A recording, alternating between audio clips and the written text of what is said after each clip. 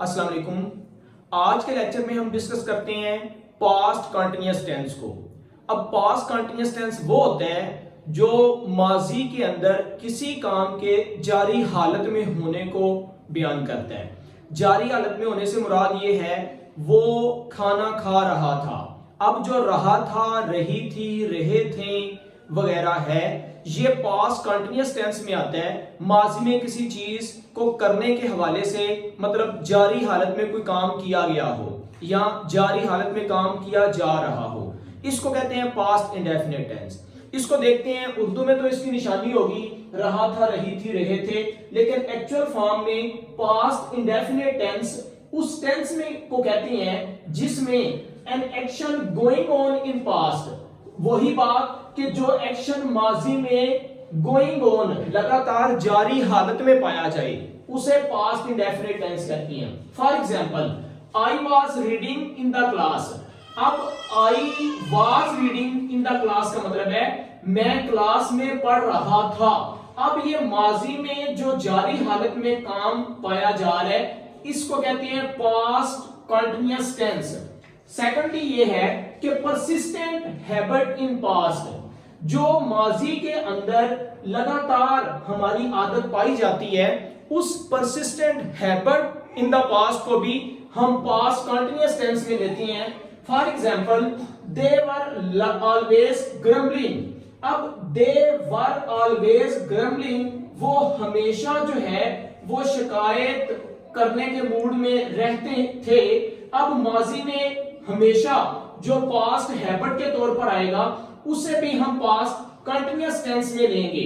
वर grumbling, वो लगातार जो है वो शिकायत के मूड में, मुंह बसोरने के मूड में या किसी के खिलाफ बातें करने के मूड में रहते थे। इसी तरह ये दो चीजें तो अपने माइंड में रखिएगा कि माजी में एक्शन गोइंग ऑन हो या फिर परसिस्टेंट हैबिट हो माजी के अंदर, तो ये पास्ट कंटिन्यूअस टेंस होता है। अब पास्ट कंटिन्यूअस टेंस के अंदर जो हम हेल्पिंग वर्ब यूज करते हैं वो है वाज और वर। वाज और वर ये दोनों हेल्पिंग वर्ब के तौर पर हम यूज करेंगे पास्ट कंटिन्यूअस टेंस में।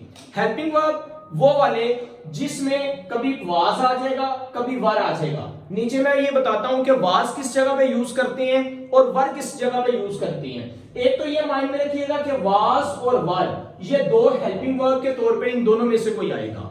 दूसरी चीज ये है कि इसके अंदर वर्ब की फर्स्ट फॉर्म और आईएनजी का इजाफा, सादा लफ्जों में वर्ब की फोर्थ फॉर्म इसके अंदर यूज की जाएगी। इसको वर्ब की फोर्थ फॉर्म भी कहते हैं या वर्ब की फर्स्ट फॉर्म के साथ आईएनजी का इजाफा, इस तरह भी हम यूज कर लेते हैं। तो वाज और हेल्पिंग वर्ब के तौर पर और वर्ब की फर्स्ट फॉर्म आईएनजी के साथ इस टेंस के अंदर यूज की जाएगी। अब वाज और वर ये कहां पर लगाना है, इसका फर्क यह है कि अगर हमारा सब्जेक्ट जिसको हम फाइल कहते हैं आई, ही, शी, इट या सिंगुलर हो तो इसके साथ हमने वाज लगाना होता है। दोबारा सुने, आई, ही, शी, इट या सिंगुलर हो तो हमारा हेल्पिंग वर्ब वाज होगा। इसी तरह अगर हमारा सब्जेक्ट वी, यू, दे या प्लूरल होगा तो उसके साथ हमने वर हेल्पिंग वर्ब के तौर पर यूज करना है। जैसा कि he was flying a kite, अगर हमारा सब्जेक्ट ही था तो ही के साथ वाज यूज कर लिया गया, उसके बाद वर्ब की फर्स्ट फॉर्म के साथ आईएनजी और ऑब्जेक्ट आ गया। इसी तरह अगर वी, यू, दे या प्लूरल हो तो वर आएगा, जैसा कि चिल्ड्रंस। अब चिल्ड्रन जो है चाइल्ड की जमा चिल्ड्रन है, चिल्ड्रन चूंकि प्लूरल है तो प्लूरल के लिए हमने वर का यूज करना है। चिल्ड्रन वर प्लेइंग, अब वर आ गया हेल्पिंग वर्ब के तौर पर और प्लेइंग वर्ब की फर्स्ट फॉर्म के साथ आईएनजी यूज कर दिया। अब आगे देखते हैं उस मेथड को जिस मेथड के तहत हमने सेंटेंसेस बनाने होते हैं, क्योंकि कुछ हमारे सेंटेंसेस सिंपल होते हैं, कुछ नेगेटिव होते हैं, कुछ इंटरॉक्टिव होती हैं, कुछ नेगेटिव इंटरॉक्टिव दोनों होती हैं, कुछ WH फैमिली वाले होती हैं, और आज व्हेन और बिफोर क्योंकि डबल सेंटेंसेस भी आएंगे तो वो डिस्कस करते हैं कि किस तरीके के साथ हमने वो मेथड यूज करना है। सबसे पहले देखते हैं सिंपल सेंटेंसेस। जो हमारे सिंपल सेंटेंस होंगे उसमें सबसे पहले सब्जेक्ट आएगा, सब्जेक्ट के बाद हेल्पिंग वर्ब मतलब वाज या वर आएगा, मतलब सब्जेक्ट को देखेंगे, अगर हमारा सब्जेक्ट ही, शीट या सिंगुलर या आई होगा तो हम वाज लगाएंगे। अगर हमारा subject we you they plural होगा तो उसके साथ वर आ जाएगा। सब्जेक्ट के बाद हेल्पिंग वर्ब और हेल्पिंग वर्ब के बाद वर्ब की फर्स्ट फॉर्म के साथ आईएनजी।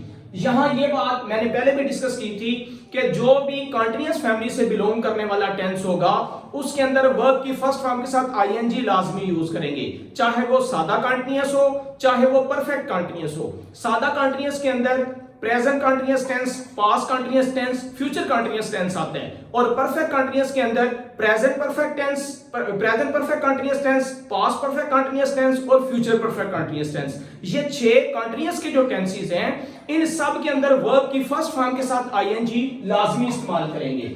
इसी तरह उसके बाद ऑब्जेक्ट आ जाएगा। For example girls were laughing at boys.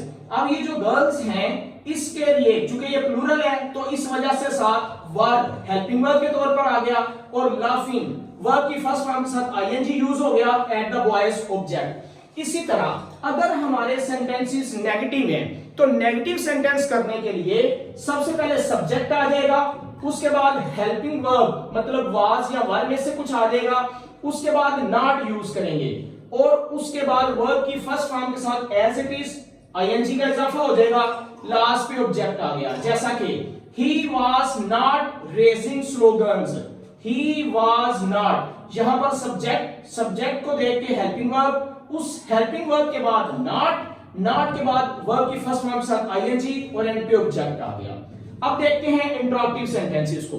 इंटरॉक्टिव sentences सवालिया सेंटेंसेस होती हैं, सवालिया फिक्रात होती हैं, जिनको करने के लिए सबसे पहले हमने हेल्पिंग वर्ब स्टार्ट पे लिखना है। हेल्पिंग वर्ब के बाद सब्जेक्ट आ जाएगा, सब्जेक्ट के बाद हमने वर्ब की फर्स्ट फॉर्म के साथ ING as it is use करनी है, और एंड पे ऑब्जेक्ट लगाने के बाद क्वेश्चन मार्क यूज कर देना है। जैसा कि was he reading the paper. अब सबसे पहले हमने हेल्पिंग वर्ब लगाया, और हेल्पिंग वर्ब लगाने के लिए भी हमें सब्जेक्ट को देखना पड़ेगा। अगर सिंगुलर सब्जेक्ट होगा वाज आ जाएगा, अगर प्लूरल होगा यहां वर आ जाएगा। हेल्पिंग वर्ब, सब्जेक्ट, वर्ब की फर्स्ट फॉर्म के साथ आईएनजी एज इट इज है और ऑब्जेक्ट यूज कर दिया। अब देखते हैं कुछ सेंटेंसेस ऐसी होती हैं जो नेगेटिव भी होती हैं और साथ इंटरॉक्टिव भी होती हैं। तो नेगेटिव और इंटरॉक्टिव सेंटेंसेस को करने के लिए सबसे पहले हेल्पिंग वर्ब आ गया, हेल्पिंग वर्ब के बाद सब्जेक्ट यूज कर दिया। चूंकि हमारा सेंटेंस सवालिया भी था और नेगेटिव भी था, मनफी भी था, तो मनफी के लिए हमने यहां नॉट यूज करना है। हेल्पिंग वर्ब, सब्जेक्ट, नॉट, उसके बाद वर्ब की फर्स्ट फॉर्म के साथ आईएनजी होगा और एंड पे ऑब्जेक्ट। जैसा कि was she not playing cricket. अब वाज सेंटेंस के स्टार्ट पे, सब्जेक्ट बाद में, नॉट और वर्ब की फर्स्ट फॉर्म के साथ आईएनजी और ऑब्जेक्ट। नेक्स्ट देखते हैं डबल सेंटेंसेस। इसके अंदर कुछ डबल सेंटेंसेस होते हैं, उसके लिए अगर हमारा सेंटेंस व्हेन या बिफोर वाला हो तो उसको किस तरह करना है, और अगर हमारा सेंटेंस जो है वो व्हाइल वाला हो तो फिर किस तरह करना है, ये देखिएगा। व्हेन और बिफोर वाले सेंटेंसेस में सबसे पहले हमने सिंपल पास्ट यूज करना है। सादा लफ्जों में ये कह लें कि जब फिक्रा व्हेन या बिफोर वाला होगा, सेंटेंस व्हेन या बिफोर वाला होगा, तो उस सेंटेंस में पहले हिस्से के अंदर हमने पास्ट सिंपल टेंस, जिसे पास्ट इंडेफिनिट टेंस भी कहते हैं, वो सिंपल पास्ट लगाना है, और उसके दूसरे हिस्से में कंटीन्यूअस टेंस मतलब पास्ट कंटीन्यूअस टेंस लगाना है। ये दो हिस्से होंगे उस सेंटेंस के, क्योंकि ये डबल सेंटेंसेस हैं। तो इसको देखते हैं। व्हाइल सेंटेंस, व्हेन या बिफोर वाले में सिंपल पास्ट स्टार्ट पे और कंटीन्यूअस टेंस पास्ट का उसके बाद आएगा। जैसा कि व्हेन स्टार्ट पे आ गया, अब व्हेन की वजह से she left, simple past, she के बाद वर्ब की सेकंड फॉर्म आई, और उसके बाद कोमा लगाने के बाद आई वाज स्लीपिंग। इसका मतलब है कि ये आई हमारा सब्जेक्ट है, वाज जो है ये हेल्पिंग वर्ब के तौर पर आया है, और स्लीपिंग वर्ब की फर्स्ट फॉर्म के साथ आईएनजी जो ऊपर हम यूज कर रहे हैं वो आएगा। जैसा कि दोबारा सुने, व्हेन या बिफोर वाले सेंटेंसेस में पहला हिस्सा सिंपल पास्ट में होगा, दूसरा हिस्सा पास्ट कंटीन्यूअस में होगा। तो when she left simple past में, आई वाज स्लीपिंग मैं सो रहा था, जब वो गई तो मैं सो रहा था। इसी तरह अगर डबल सेंटेंस आ जाए व्हाइल की सेंस में, या उसमें सेंटेंस के अंदर व्हाइल यूज किया गया हो, तो उस वाइल के अंदर हमने क्या करना है, पहला हिस्सा पास्ट कंटिन्यूअस में करना है। देखें ऊपर हमने पहला हिस्सा जो है वो पास्ट सिंपल में किया है, दूसरा हिस्सा पास्ट कंटिन्यूअस में किया है। तो वाइल वाले सेंटेंस में पहला हिस्सा पास्ट कंटिन्यूअस का होगा, दूसरा हिस्सा पास्ट सिंपल का होगा। जैसा कि वाइल ही वाज रीडिंग, अब वाइल आ गया तो ही के बाद हेल्पिंग वर्ब, सब्जेक्ट के बाद हेल्पिंग वर्ब और वर्ब की फर्स्ट फॉर्म के साथ आईएनजी, और दूसरे हिस्से के अंदर कोमे के बाद शी केम, मतलब पास्ट इंडेफिनिट आ गया। तो वाइल वाले सेंटेंसेस में पहले पास्ट कंटिन्यूअस और फिर सिंपल पास्ट, व्हेन या बिफोर वाले सेंटेंसेस में पहले सिंपल पास्ट फिर पास्ट कंटिन्यूअस होगा। नेक्स्ट लास्ट देखते हैं कुछ WH फैमिली वाले जो सेंटेंसेस होंगे, जैसा कि वाई है, वेयर है। तो इस WH फैमिली वाले वर्ड में सबसे पहले हमने सवालिया फिक्रा बनाने के लिए वही WH फैमिली वाला वर्ड लगाना है, उसके बाद हेल्पिंग वर्ब यूज करेंगे, मतलब वाज वर्ब में से कोई आ जाएगा, और उसके बाद सब्जेक्ट होगा। ये समझ लें कि हमने सब्जेक्ट को देख के हेल्पिंग वर्ब लगाना है, डिसाइड करना है। उसके बाद वर्ब की फर्स्ट फॉर्म के साथ आईएनजी और एंड पे ऑब्जेक्ट। इसकी एग्जांपल ये है, व्हाई वर यू टेरिफाइंग अस। अब यू टेरिफाइंग अस, यहां सबसे पहले हमने क्वेश्चन वर्ड जो WH फैमिली वाला था वो लिख लिया, उसके बाद वर हेल्पिंग वर्ब के तौर पर आ गया, और यू हमारा सब्जेक्ट है, टेरिफाइंग वर्ब की फर्स्ट फॉर्म के साथ आईएनजी और अस ऑब्जेक्ट यूज किया गया। व्हाई वर यू टेरिफाइंग अस। इस तरह करके अगर हम ये मेथड को अपने माइंड में बिठाते हैं तो पास्ट कंटिन्यूअस टेंस के सेंटेंसेस को इजीली हम अप्रोच कर सकते हैं। थैंक यू, अस्सलाम वालेकुम।